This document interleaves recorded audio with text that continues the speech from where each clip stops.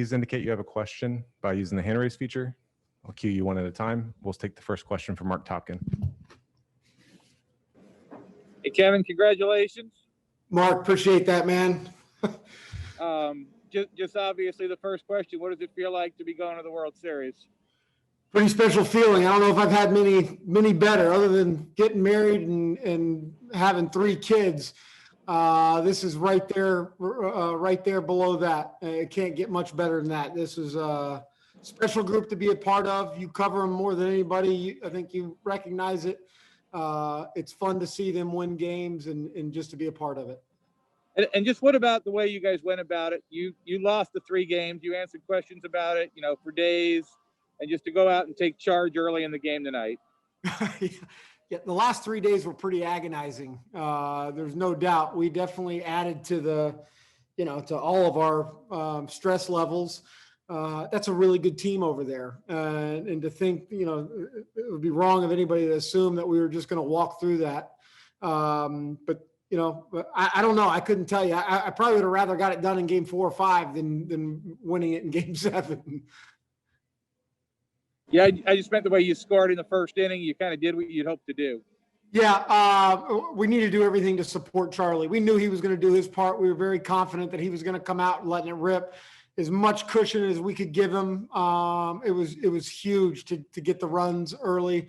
Randy Arozarena, I don't have any words that can describe what he's done, what he's meant to us this postseason. But for him to have a bat in his hand with an opportunity for a big home run, really, I think it settled a lot of people in the dugout. Certainly did me. We'll take the next one from Juan. Hey, Kevin, congratulations. Thanks, Juan. What is it about this team that it seems like no moment is too big for them? Obviously, like Mark mentioned, we've asked you about the 3 losses, but it seems like first inning, Randy hits a home run, and it just seems like they were just the same team as always. Yeah, I mean, look, I don't know what any of us thought going into game 7. I mean, it's fair to say that the Astros had all the momentum. It was up to us to change it around.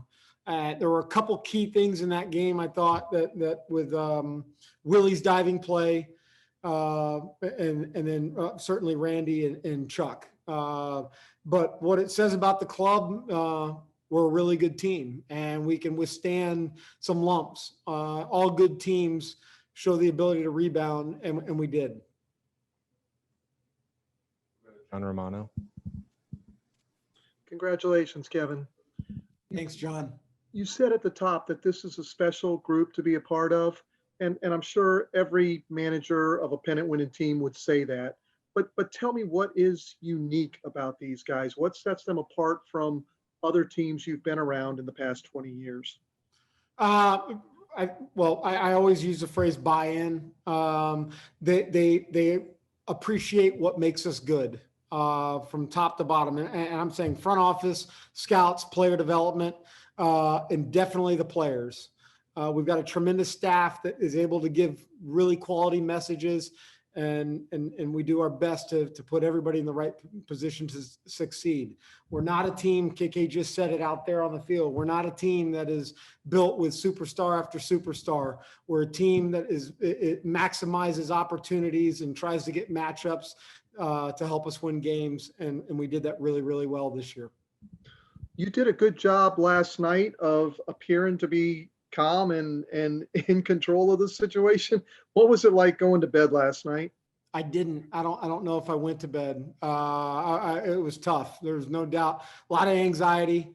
Believe me, we've all watched the 4 days in October. I didn't want to see it again. Thank you. We'll take the next one from Fabian Ardaya.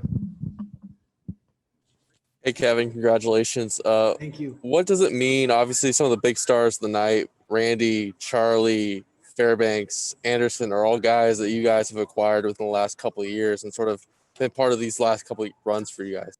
Well, it's a credit to so many people, right at the top with Eric Neander and his baseball ops groups that recognizes really talented players one way or another. Look, you got to give up good players sometimes to get talented players, but they're really special in how they can build a roster and make sure that every piece fits. So I think it says a lot about them, and definitely the guys that have come up through the system or acquired that weren't quite ready, that our player development group has done.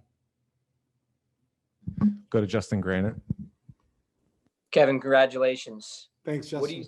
What do you say about Charlie's performance and then ultimately the decision to go get him for Nick? We're lucky to have Charlie Morton. We're lucky to have, for a group that doesn't have a wealth of experience in these roles. Charlie does. He's been there, done that. It lined up really, really well for us. The thought to go get him, I think we got to stay consistent with what we think are the right decisions. And that's not to say they're not tough.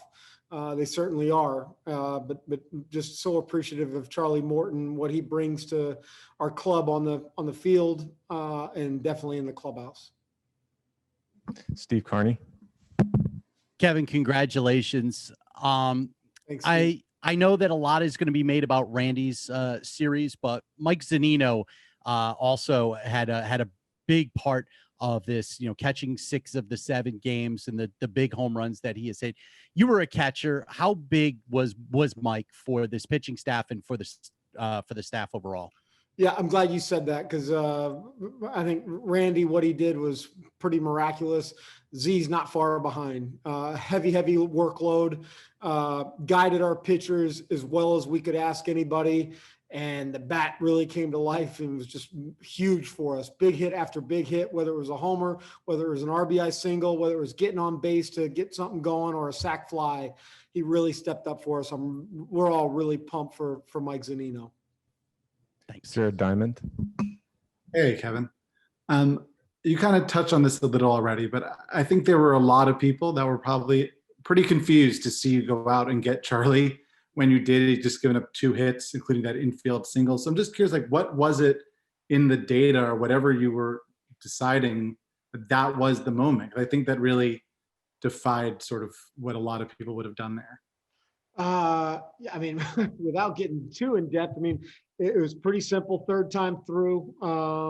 We value that. We value our process.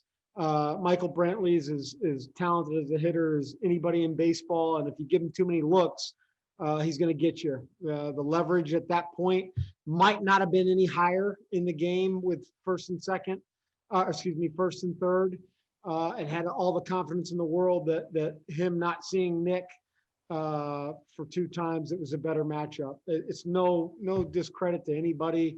It's just, that's what we do. And we believe in our process, and we're going to continue doing that. Thanks. Next one from Pedro. Hey, Cash, can you try to describe what these last few weeks have been like playing intensity-wise without any fans in the stadium? They've been very, very intense. I cannot sit here and say that if we were in, at the Trop, our home, or Yankee Stadium or Minute Maid, that they wouldn't be really intense in those ballparks.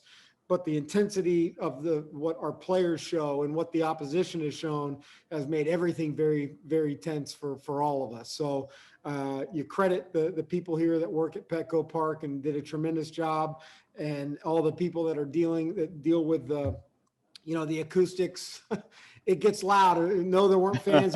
We wish we had them, but they did a good job of replicating it.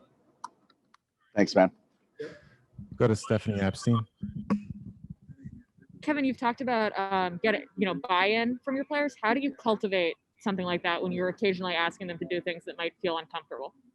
I think we owe it to the guys to have, consistent messages and let the relationships continue to evolve and communicate as much as possible. When, decisions are made or stuff happens that they don't agree with, we owe it to the players to talk to them and let them know this is what our train of thought was.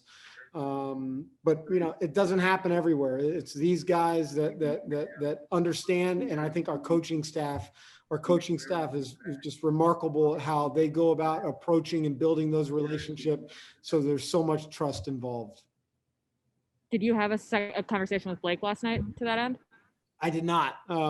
Figured it was probably better off for me to leave Blake alone, and let's make sure we win this game. I definitely will have one before we start playing again. I have time for one last one. Thanks. We'll go to Tyler Kepner. Yeah, Kevin, does that sort of belief in the consistency of the process, does that come naturally for you? I guess you probably wouldn't be here if it didn't, but do you ever find yourself saying, man, 66 pitches, Charlie looks good, I'm gonna go against the script here? Yeah, I always find myself saying that. And I was as tense as anybody when Nick came in the game. But we've talked about those scenarios over and over.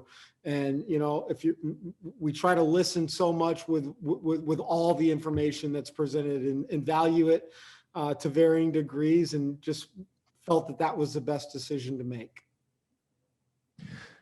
All right, we got to get Let me say one thing to all of our local riders, Bay Area and Florida. Please thank the fans. It's unfortunate that they're not here with us, but they're a big part of this and just our Bay Area community. Hopefully they're celebrating like we are tonight. Thank you.